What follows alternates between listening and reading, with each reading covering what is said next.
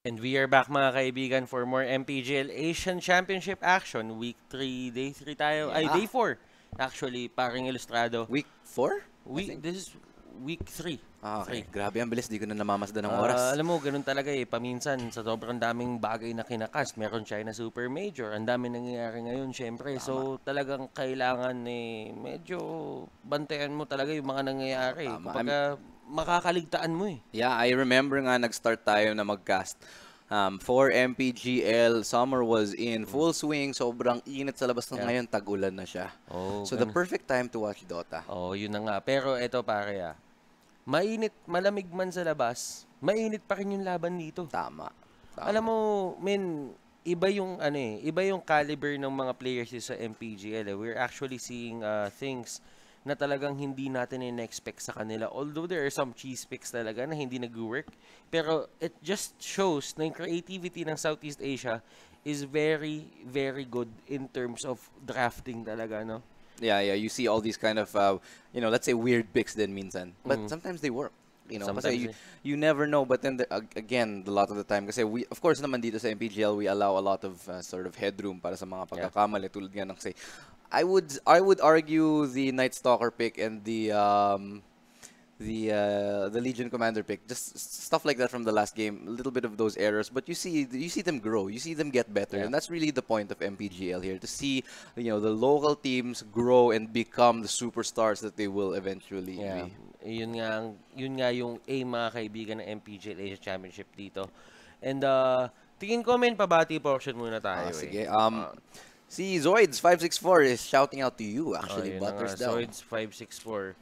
At tingin natin talo na daw, tapos na ba TNC? Ang TNC po mga kaibigan ay nandun sa Barangay Yeah, Esports. so Pero syempre, actually na 0-2 ayun na. sila kanina. So sayang nga, unfortunately they will be going home. Tapos kailangan nila mag-qualify sa TI, and they have to go through the qualifier stage. But we're not done just yet with the Super Major kasi ngayon may laban pa rin. So kung gusto nyo manood ng Super Major dito sa partnered stream namin, that is twitch.tv/Barangay Esports. But we also have a multi-twitch, kaya kung gusto nyo manood ng dalawang stream at the same time, you can go to multitwitch.tv/Barangay Esports/Mineski TV at makikita nyo ang action na mainit on both sides. Action Jackson nga naman men. At Action eto Jackson. we're just waiting for our game. And looking at game 1, ano nga ba yung points na dapat baguhin ng Team No Throne? Yeah, they need to pick better first. They need to do better in their drafting. We saw a lot of wala silang mobility eh. Yeah. On the meantime, Team Evos side, ang talino ng ng drafting nila. They had all the lockdowns, lahat ng mga crowd control, lahat ng mga zoning potential nandun din. On top of the damage that SF and Luna brought to the table, grabe ang lupit talaga ng picks nila. I mean, nasa parehong ano lang din naman eh. Nasa parehong galawan lang din naman yung ginawa doon ng Team Evos. Ang problema kasi, yung setup nila, it's more of like talagang pampunish sa low mobility heroes. Katulad nito, sabihin natin, si SF. Yung Yules na yon hindi niya magagawa yun for certain heroes. Kung hindi maganda yung timing niya. Sabihin natin, Queen of Pain. Queen of Pain can actually just blink out of it. Yung mga ganong instances na if you have these items na nasa iyo, kunyari, kumuha ka ng Blink Dagger, you can probably get out kung hindi maganda yung timing nila. Pero yun na nga, heavily punished talaga sila eh. I mean, the Disruptor will just go for the Glimpse. Kinetic Field will actually stop them. Tapos, hindi ibig sabihin tapos na yung Kinetic Field. Tapos na yung parusa. Kailangan pa nila lumabas doon. So, talagang kakain talaga sila ng ano doon, right clicks. On top of the kinetic field, meron din silang yung cogs ng clockwork to deal with right there. And we saw time and time again the combination of that kinetic field tapos the cogs from clockwork just doing so much, locking in eh, na parang sobrang stuck. Once they got out of the cogs, they had to deal with the kinetic field and then the static storm. Tapos the whole time yung SF nag-shadow race dun sa likod, nag-auto attack lang dun sa likod. Eh, ang lakas na ng damage niya. Samantalang, and during this time also there's an eclipse in the background, so what can you do really, to be honest, if you're Team No Throne? Wala ka pang mobility, wala kang escape mechanism, so tama talaga na napunish sila. So for me, in terms of what Team No Throne has to do here is really play more responsibly in terms of the drafting. Ayun na nga. And if they can get their draft straight na dito, they wouldn't really have a hard time dealing with Evos kasi nakuha nila early game eh. Actually, yung early game sa kanila yun eh, na although namamatay dito yung Dragonite, yung babaki naman yung Luna, they're actually just controlling it din eh. So, it's not really a problem kasi once Dragon Knight gets level 6, go time na yun. Yeah. That's the time na may power spike na siya. Ganun siyang hero. Hindi katulad ng Luna na sabihin mo may eclipse ka, you're still not online. Yeah. Kailangan mo pa rin maghanap ng sabihin natin, kailangan mo pa rin maghanap ng core items mo, you need to have the better survivability, sabihin natin, you need to have lifesteal, etc., etc. So, I think talagang kailangan lang talaga nila ayusin yung draft nila. It's more of, Legion Commander is actually limiting everyone dito for their side, and they are actually, picking this hero for a long time na dito sa ating MPGL. Yeah, we've seen it time and time again. They've been choosing it and it has not paid off. It has not paid off talaga. Yeah, on the flip side though, napakaganda ng response dito from Team Evos. Like what happened with them actually earlier on is what we saw. Na parang even though the Shadow Fiend was really, I'd say, shut down to some extent sa middle lane to the point that it almost became a dead lane, naka-recover siya. He was able to get his levels, nakakuha siya ng mga stacks, nag-build siya ng soul stacks. And that in turn, nag-snowball siya from there, nakakuha na siya ng kills, nag-gank na siya ng tama. Nung nakuha na niya yung kill sa Zeus, nung nahuli niya na yung Zeus, walang pang escape yung Zeus. Yeah. And it just started snowballing from there. And they actually, I think they mishandled that wrong TNT. They mishandled that mid lane, because what happened there is instead of na tinututukan nila yung SF, they tried ganking him like 1 or 2 times, but it never worked out. Instead of continuing to, to put focus on this SF right there, what they did was focus on the other lanes, and the mid laner actually, Zeus, nag-rotate siya sa top lane, we saw it, and that in turn allowed SF to come back. By the time that it ended, nasa pinakatas na yung SF in terms of value. Alam mo yung skill cap talaga kasi yung skill levels nung mid laners natin. Kasi you can say na ganito rin yung mangyayari. Zeus dito is a good counter or a good matchup against an SF. Yeah. But SF dito has always he has the capability to actually take down yung Zeus din with the races. It's more of talagang pagalingan na lang talaga mag-computer. Eh, napakamdam ko mas magaling mag-computer talaga dun si SF natin. Kasi hindi naman siya namatay sa mid lane eh. Oo, hindi nga. And we saw a number of times yung Zeus actually siya yung nahuli out of position, and unfortunately for Team No Throne, it snowballed and they lost control of the map, leading to an early finish. And we're just going to be checking right now if we do have the match live. Direct may match. Actually, we're checking it right now. I'm not entirely too sure. Oh, but yeah, anyway. Ayun, yeah, we found it. There we go. We're going to be going to the match just shortly. So nothing, no missed action just yet. We're going to be going into the hot action. Napakamainit na action dito sa MPGL. So, eto na nga mga kaibigan. Let's go into the draft, mga bestie. At isa lang kayo dyan. We got you guys. Yeah, we got Kami you nang bahala. Evos dito, still at the Radiant side. Team No Throne. Saan na naman pupunta yung dark side dito? The bans dito for Evos are Sand King, Lycan, and the Bane. While for the side naman Team No Throne, it's the Night Stalker, Clockwork, and the Jakiro. Yeah, and the first ban will be the first pick, rather, will be that Beastmaster. That's a little bit different actually, medyo stable hero na to, and Death Prophet will be chosen for Evos, and immediately, Chen. We've seen this go into very good effect earlier on against TNC kanina nung ginamit ng Optic Gaming to against TNC in the Super Major. So I want to see how Evos handles this, Chen. Will they do it like Optic Gaming na parang medyo roamer tong Chen? Or? Yeah, if you have that Chen, you will always most likely go for the roam lagi. Because yun talaga yung capability na isang Chen eh. One of the things na kailangan ko i-point out dito is Chen isn't as strong as the previous patches. Dati kasi si Chen kahit anong lineup pwede mo siya ipasok just because of the gimmick na nagagawa niya sa offlane. You can send back yung creeps pabalik ng tower. So, ibig sabihin nun yung offlane, ang mangyayari, laging nasa side niya. Laging nasa pabor yung sa side sa kanya, dun sa may safe lane. Now, Chen dito is just gonna go for the ganks, and that Prophet dito, mag-synergize sila na maayos. Kasi, if you ever have a Chen, you have fast pushing capability. Yeah. That Prophet dito has the exorcism at level 6. So, hindi ganun kalakas yun in terms of taking towers. But with the Chen and probably another pushing hero dito for the side of Team Evos, you can actually take this quite quickly. Yeah. So, earlier on kasi we saw actually not a lot of pushing potential from Evos, but still they somehow managed to win out the game. And the only pushing hero really that we saw earlier on in the first game was, sino ba yun? Si Luna. Luna was the one responsible for all that damage to the tower, the bouncing glaives and stuff like that. But then in the end, it was actually Um, yeah, it was them who closed out the matches so quickly. Skyrath Mage is now going to be picked out.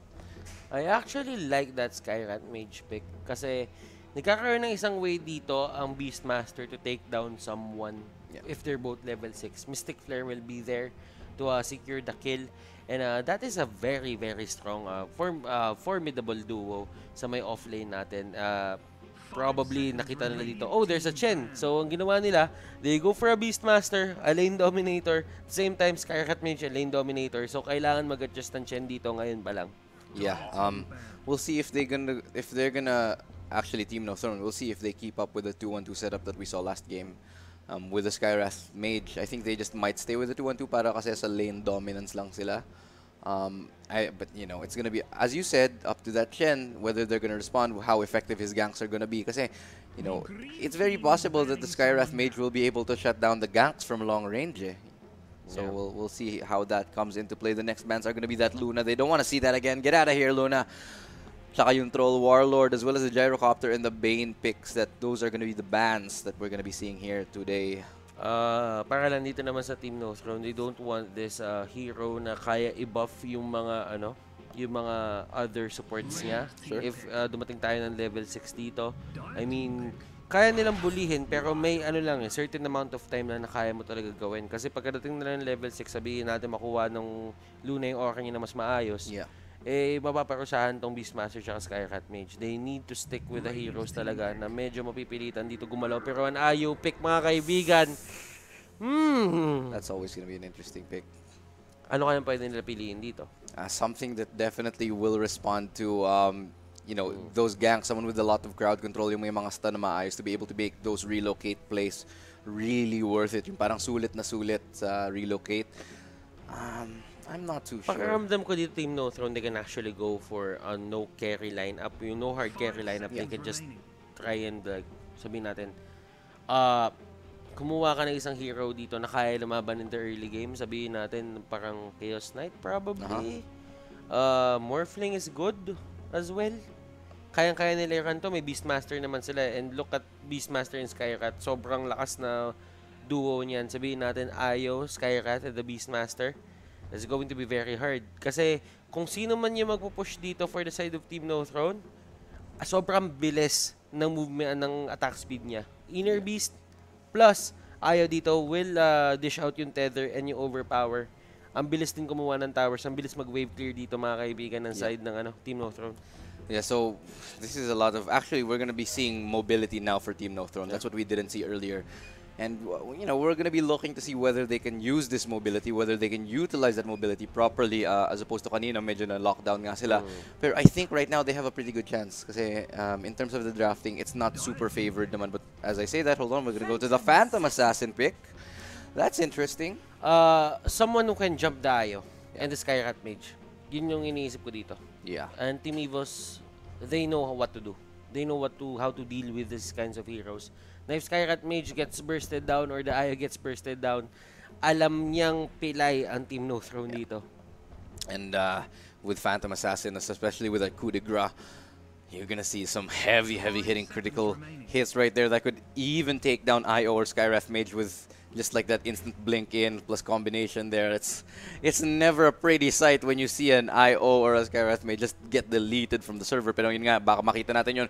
There is a Phantom Assassin and we can always count on that damage to be there. Yeah, and eto for Team No Throne dito, they need to find a way to control that Phantom Assassin. Kasi yung 2 picks dito, mga kaibigan, Team No Throne talaga, ayoko silang makita dun sa kabilang team kapag may Phantom Assassin dito yung taas eh. Yeah. Parang almost instant silang sasabog dito eh. Yeah. Yun yung pinaka-problema. There needs to be somebody, I think, sa backlines ng Team No Throne na may disables tsaka locks in order to get down that Phantom Assassin.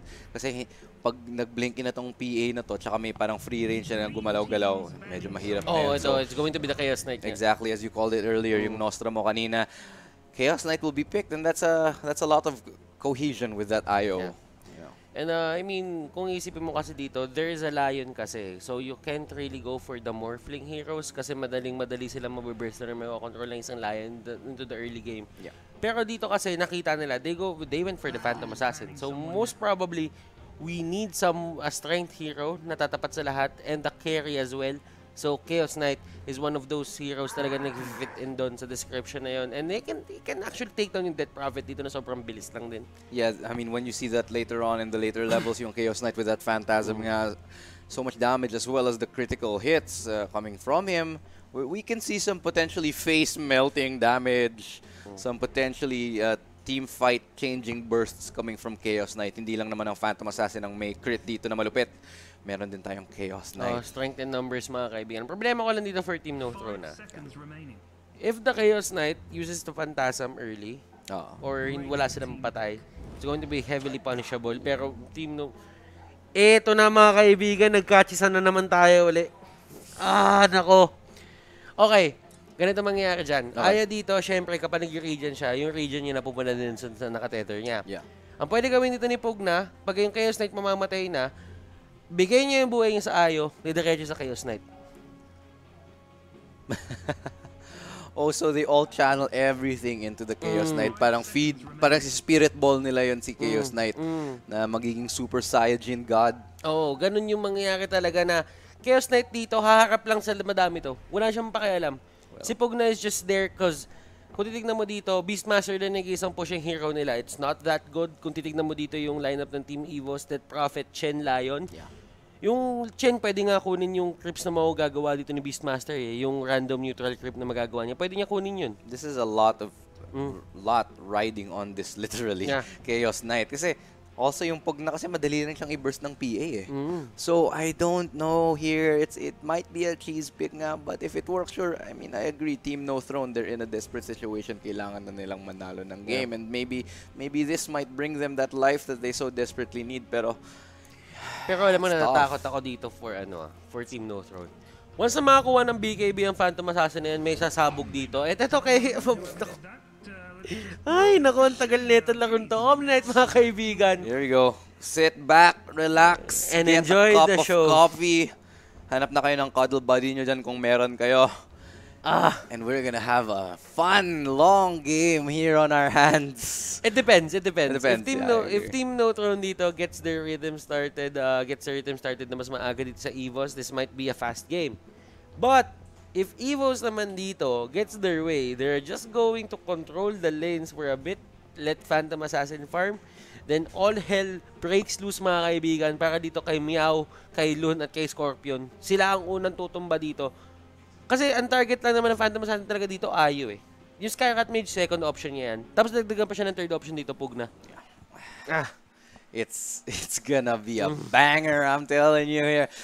MPGL, napaka-exciting ng prospects natin sa game na to. Sana naman this lineup will live up to the hype that we have been talking about. Tignan natin kung yun nga ang mangyayari. Evos, introducing the team right now. Tenko Indra. Wait lang. Yeah. Pasok muna tayo. Tsaka natin yun. Wala pa ba? Okay, now we're in. Evos, Tenko Indra is gonna be Chen. Avil on that Omni Knight, Whitemon, Lion, Illogics on that Phantom Assassin, and lastly but not the least, Evos, Face Hugger on that Death Prophet. For the side naman dito, mga kaibigan, Team No Throne, Scorpion dito on the Ayo, Green as the Beastmaster, Luna sa Skyrat Mage, Meow on the Pugna, and Gugu as the Chaos Knight. Yeah. Ay, may nagtatanong nga dito, ano bang ibig sabihin ng MPGL? Minisky Pro Gaming League. Yun ang ibig sabihin ng MPGL. Actually, meron din tayong ibang tournament, ang PPGL naman. Kaya kung mas interested kayo sa mga local tournaments, ang Philippine Pro Gaming League. Actually, yung mga nakapasok dito, yung Taskas Titans. Galing PPGL. Galing silang PPGL. And yung Detonator ata is galing from the, wildcard. So dito, mga kaibigan, si Loon, hinahabol yung Tionted, dinagger sa muka, pinagpapalo ng Lion dito, Illogic will get that kill, pero si Kuya Green natin, naku, nabigyan agad sila dito. That's a nice start there for that PA. Nako, baka mag-snowball na tong PA just off of the back of that play. They need to start to control her. Kasi ito lang naman yan, parang ilustrado. With that kill, di ba nakuha niya yun? You can actually get more. Nakuha pa yung ward. Woo! Nice awareness there. So that's a really bad start for TNT already. Ingatin pa siya. Mga kaibigan, ito yung mangyayari dyan, parang ilustrado. Na if you're the Phantom Assassin right now, you have the money to get your Quelling Blade. Yeah. Mas madali na buhay niya dito ngayon kasi nag-stack siya ng Tango, nag-stack siya ng Salve, and nakumuha siya ng Fairy Fire. So, yung last hit niya dapat dito, mabagal. Yeah. Pero with that ward and with that first Kill, blood, kuha niya na agad yun. Mas madali na buhay niya agad. Yeah, she can just easily farm up all day long, and that's what you want to see if you're Phantom Assassin. Makaka-farm ka lang ng libre. And considering na tatlo sila dito sa bottom lane, yan. Ay, hindi. Oh, tama. Tatlo sila sa bottom lane, makaka-farm ng mahimbing dito ang Phantom Assassin. Yan, meanwhile, ito na ngayon nangyayari. Yung Ayaw, sinusuportahan yung, oh, but look at that stun. It's gonna be coming out and bringing down Avil pretty low. Pero still, that's an Omni Knight. You're not gonna take him down so easily. Pero eto mga kaibigan, nagkaka-chup-chupan. Ang dami, pareho pa sila. Dalawa pala yung chup-chup natin dito, no? Meron tayong Soul Siphon, tsaka meron tayong Pugna, na wala pa siyang ganun. Mamaya pa mangyayari yun. Tama. Oh, pero ito si Abil mga kaibigan, tumatakbo. Abil, ginagawa mo! Scorpion mga kaibigan, tinangk yung tower shots. Okay lang sa kanya yan, walang problema yun. Pero si Leon Guerrero dito, tumatakbo unti-unti din. Naku, tinamaan ng access dito. Pero access. one more Arcane Bolt, it will be enough to get the kill. Yeah. Nice trade there for TNT. Actually, sila na yung lamang ngayon, but we're not done just yet. The fight is still going on. Chen looks to get back into this, actually bringing Beastmaster down very low, pero grabe pa rin yung damage dito ng Skywrath Mage. Kailangan kasi ditong i-acknowledge ng Evos na if you're going to go up against Skywrath Mage, kailangan on the same page kayo. Hindi kayo pwede yung tipong pa-isa-isa pumapasok kasi dun yun yung specialty ng isang Skywrath Mage, magaling mag-isolate siya, magaling kumuha ng 1v1 na tama, and the burst potential is always so strong for him.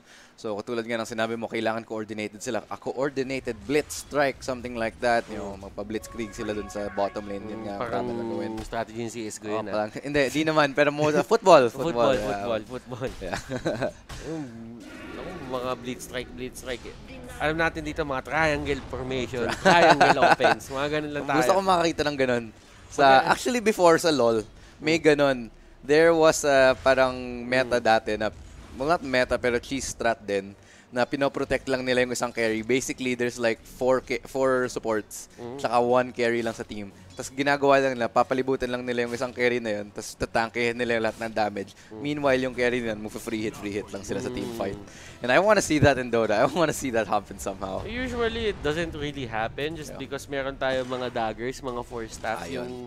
Yung other games don't really have that eh. Kasi, alam mo na, masyadong madaya yun para sa kanila kapag may ganung item. Yeah, I mean, sa LoL nga, yung pinakamalaking blink niya na is yung flash, and that's a summoner spell that takes like 5 minutes to cool down. Dito nga yung blink natin, but hold that thought right now. It's gonna be Lion. Thunderclap mga kaibigan, pero ito, white access, white man dito, Whitemon actually, trying to go for the Skywrath Mage. They will get the kill mga kaibigan, pero ito si Kuya Green natin, na-slow siya dito. Stun, and nice one mga impale. kaibigan, that is going to be an impale, and that will be 2 kills dito on the offlane. See what we were talking about this earlier. Coordinated. Kapag ka lumaban yung isa, kailangan lumaban lahat.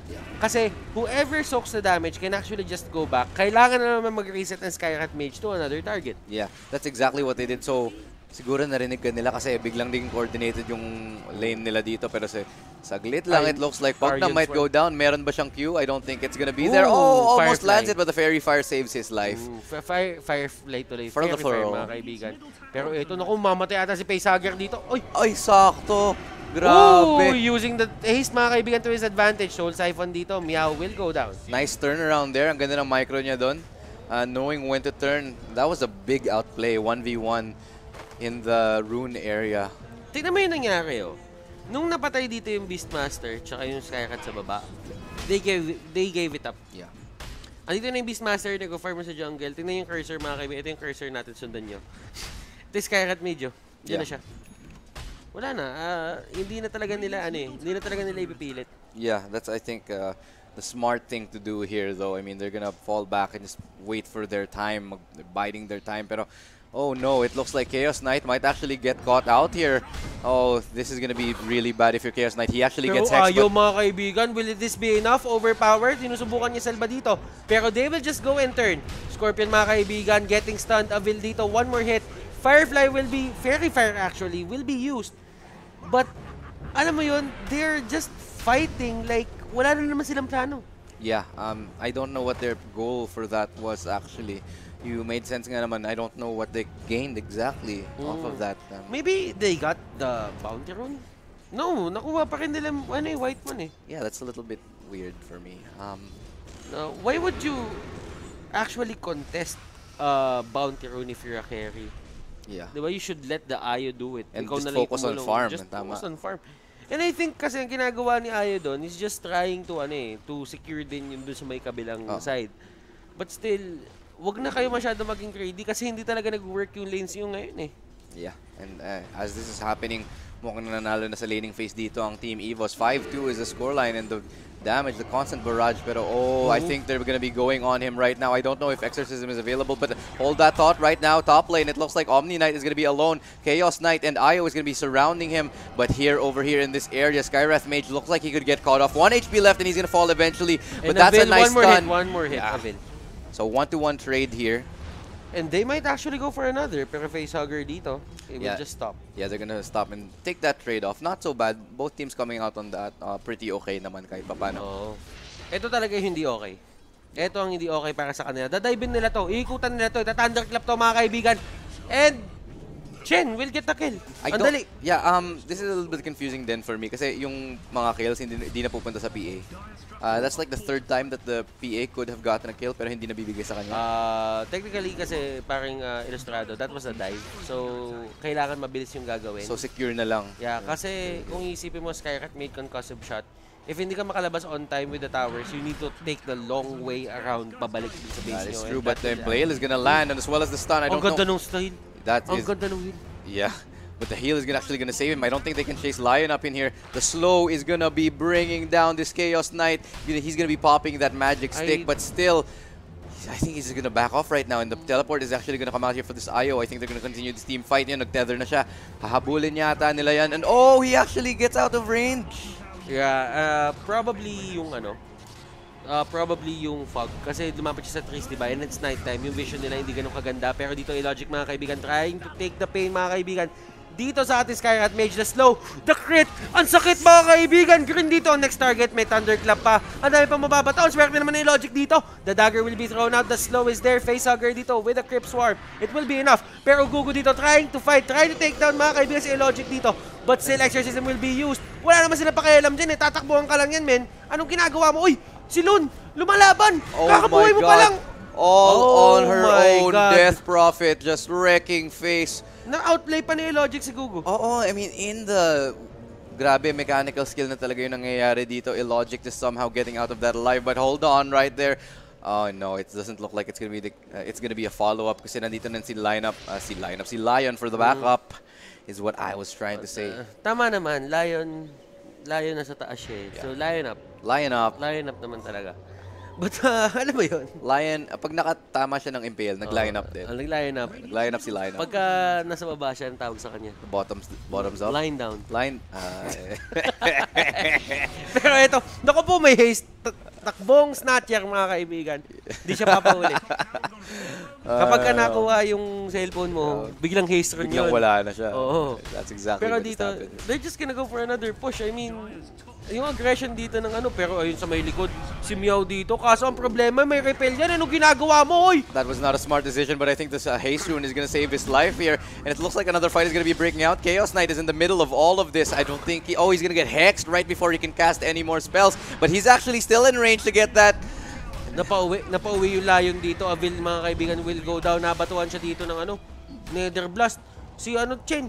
Naku, si kuya natin Chen patay dito. Pero still, that could have been 3 deaths. Yeah.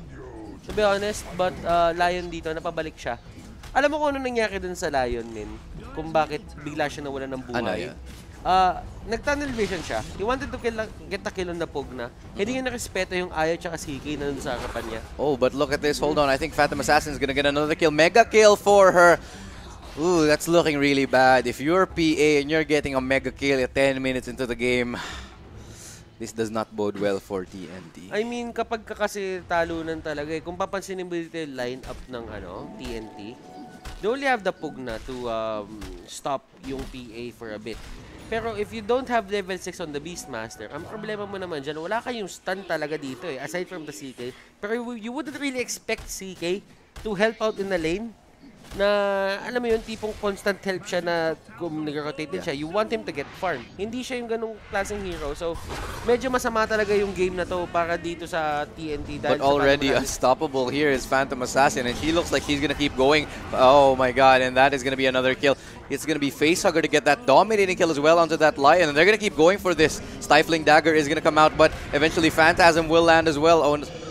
Oh my god, Exorcism will actually have to pop for this. Blinks in, tries to get the crit in, and it's gonna be a double kill here. Mega kill for Facehugger. Oh, Vil mga kaibigan, doon naman sa may taas. Pero tatulong na din si Chen. They will get this creep, this tower rather. Pero dito sa may gitna. Grabe, nandun na siya agad. And wow. Ano nangyari dito mga kaibigan sa TNT? Ang ganda ng rotations dito. Tignan mo naman nangyayari. This Death Prophet is soloing her against the world. Gets the kill, gets the tower, and actually falls to Io, but she doesn't care. That's a great trade from her. Yan pa yung leftover na EXO niya from kanina. And I mean, consider natin dito kung ano talaga yung pinakailangan gawin sa side ng TNT. Yung supports talaga nila dito isn't really cutting out yung pagsusuporta dito, lalo na yung Death Prophet. Kasi Death Prophet, if she freely gets in and out dun sa laban mo, you're going to have a hard time. Yun yung nangyayari sa kanya ngayon.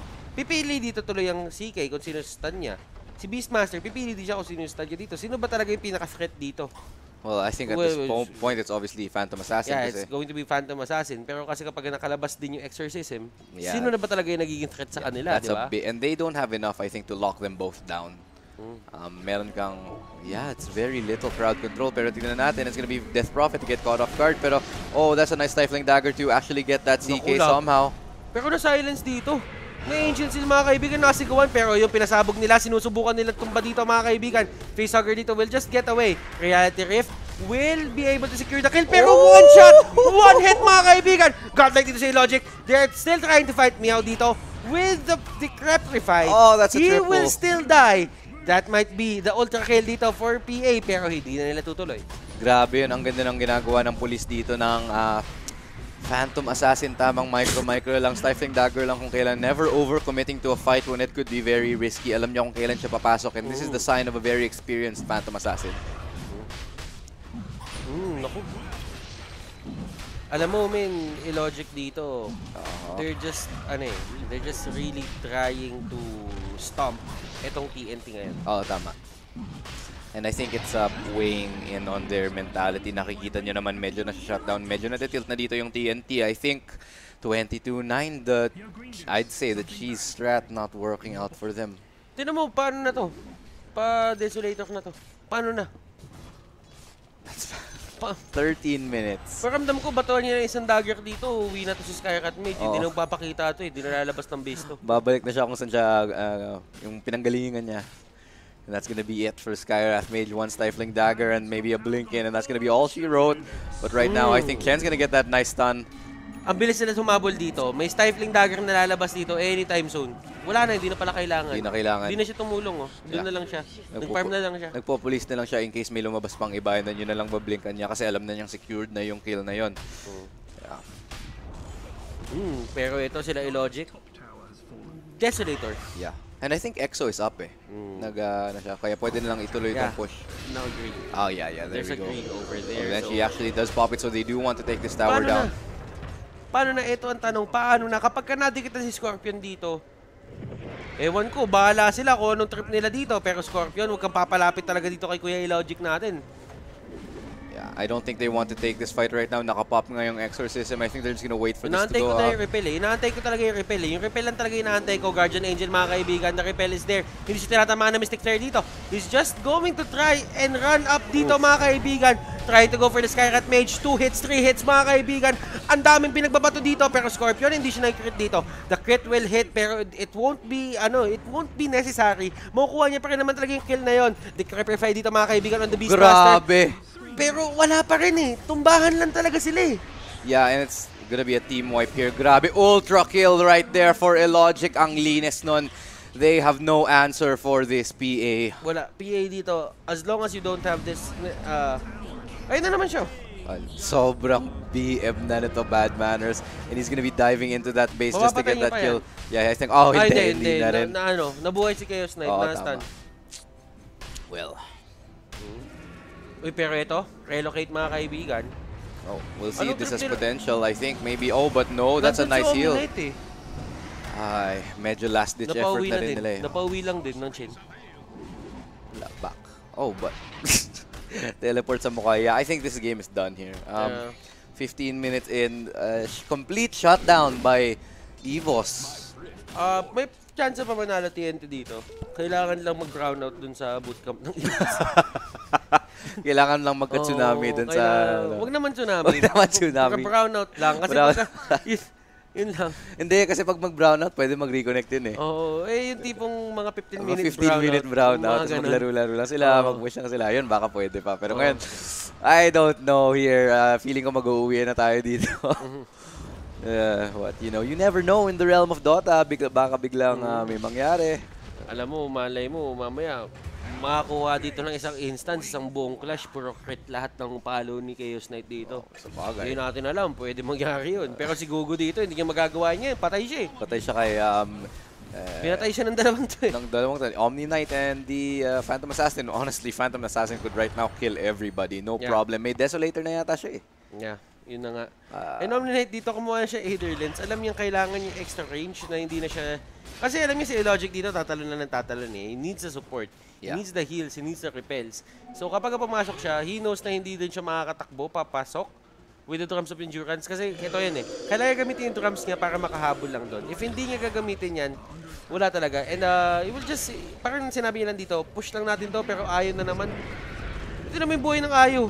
Grabe. Kayo na may buhay yan eh. Mabuti nga hindi siya nakrit eh. Kung nakrit siya, he would be dead. Na yun. Yeah, he'd be dead pero right now. And it looks like... si Kuya Chin natin oh. Pogi ng skin niya though. Looks like he's about to, fight the Inquisition here as the tower goes down. The barracks does go down here for Team No Throne. This is the last attempt and it's gonna be the case as they try to get this kill onto...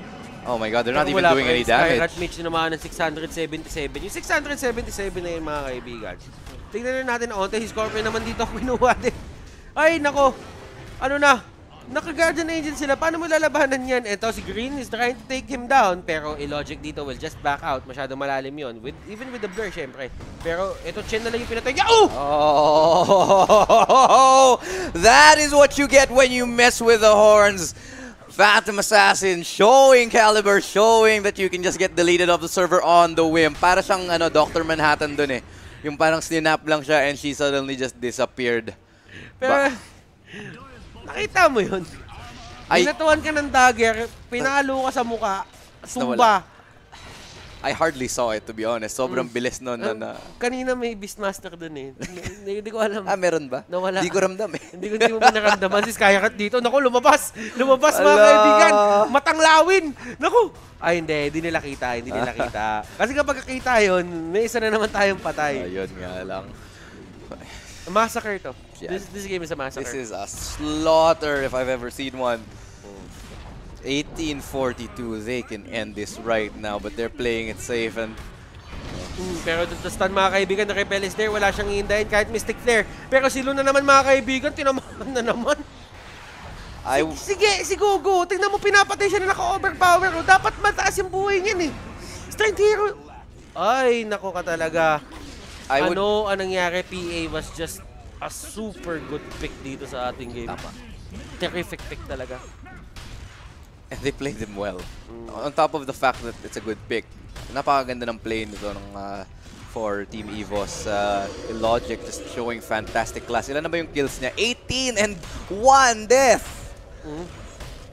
Crazy. In terms of tournament stats, if you have this kind of game, nagbo-boost talaga yung stats mo. Oo, tama yan. What a crazy KDA. Ito na naman, another kill na naman ata dito. Tinamaan ng stifling dagger doon sa may likod. Pakiramdam ko, sana kung nag-crit yun, patay na yun eh. Oo nga. Naka-estimate pa siya, puk! O siya, hindi pa na ganun. Hintay ka. Meron yan. Maglaland ng crit yan. Alam mo, up yan sa ngayon eh, sa App Store ngayon eh. Yung knife throw. Ganun-ganun lang, yung madami kang binabato. Paano kaya mamaya kapag nakuha niya pa yung level 20 niya, yung dumada, ayun oo. Hindi na-crit. Hintay natin, meron yan. Meron yan. Ito, pero pumasok mga kaibigan na 3-man stand dito coming up from the line. Illogic dito on the backlines. Tingnan na pug na mga kaibigan. Pero ayaw dito ang kanyang next target. He will just go for this. crits, walang lalabas, pero still, Skyrat nandun sa may likod. Wala silang magawa. Sila yung support dito, pero sila yung nananakbo. Sila yung nauuna sa takbuhan. And Skyrat Mage hindi siya tutumba, pero tumumba din siya. 2 hits mga kaibigan, ganun kabilis dito pamatay ang Phantom Assassin. Scorpion dito mga kaibigan. Nagkaroon pa ng isang kill. The crits are doing it mga kaibigan. Gogo dito, running for his life, pero ano nga ba magagawa niya? Iniuls, bibigay na lang dito mga kaibigan kay Facehugger. Oh, no rampage right there. Pero honestly pansinin mo napakaganda ng micro doon ng Illogic. Ang ganda ng target selection niya. Ang eat pork says Scorpion GG. And ang ganda ng target selection, ng target priority dito ng PA. Hindi siya nagano. Pero ito nasigawan mga kaibigan, mini-stick player, pero nag-soak up ng damage din dun yung Death Prophet. So they won't really get that. Yeah, it's a little bit too late right there. So Team Evos. 22-112. Ooh, that was a clean finish. 22-112. Yeah. Ganun yung laban natin. What can you really say about this? I mean, we can analyze as much as we want, but at the end of the day, the Phantom Lancer wrecked the Phantom Assassin wrecked house. Kumbaga, hindi na natin siya kailangan i-sugarcoat ng sobrang daming ng stats and stuff. It was just Phantom Assassin dito. Being Phantom Assassin. They didn't have a counter to him. Like, kapag pumasok siya with the repel, it seems na magtatakbuhan na lang dito yung Team No Throne. Sabihin natin, sige, makakatulong yung stun dito ni CK. Yeah. Pero kapag na-stun na siya, ni-repel siya dito bigla, wala nang stun for like 10 seconds. Yeah. And that is enough time. That is an ample amount of time for the Phantom Assassin to actually go in and take down your supports. Probably the Pugna as well. That's actually definitely a lot more time. Kasi nakita nga natin sa may dulo, mga 2-3 seconds lang, medyo wala na yung support nyo. Isang crit lang, ubos na sila eh. So, I think that's really it as much as analysis goes. Pero na lang sabihin natin, winasak ng Phantom Assassin yung tahanan ng Team No Throne. Yeah. Team No Throne, living up to their name, No Throne talaga. Yeah. Nawala yung throne nila bigla. But, eto na nga mga kaibigan, ito yung sinasabi natin in terms of drafting, you need to be very creative. In Southeast Asia, ang dami natin nakikitang creativity na nanggagaling sa kanila. Phantom Assassin, for an IO and a Skyrat Mage. Kaya mga kaibigan, kapag nakita niyo sa pubs nyo, you might as well use it, di ba? Yeah. Hindi nyo alam. Yeah, I mean, it worked clearly for Evos to much effect. So yun talaga I think yung draft talaga, min. Yeah. Wala na akong masabing iba. Kailangan talaga matuto mag-draft ng proper dito yung TNT. I think for them, they need to work on their hero pool. To be honest, they have an IO picker, pero yung IO picker natin, yung natin doon, game na yon, hindi natin nakita yung galing niya eh. Kasi talagang wala naman siyang core na tutulungan talaga na talagang kaya niyang kaya niyang suportahan talaga. Yeah, all across the map, too much dominance from Evos to even do anything with your IO plays. Yeah.